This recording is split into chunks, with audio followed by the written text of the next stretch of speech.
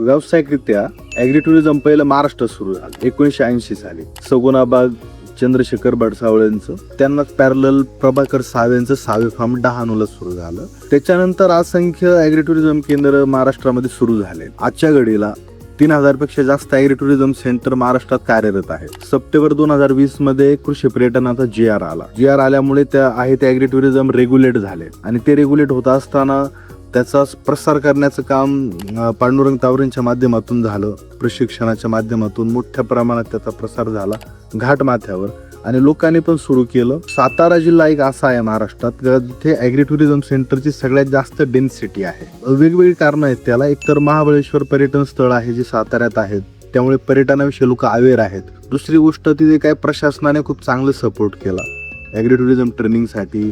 सातारा जिल्हा बँकेने फायनान्ससाठी मदत केली.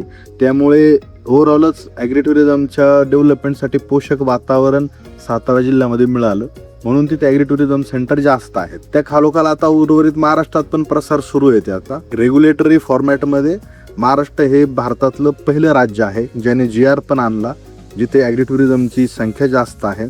ॲग्रिटुरिझम आता अकॅडमिकली पण आले आणि शेतकरी सगळ्याच फ्रंटवरती आता अवेअरनेस येत.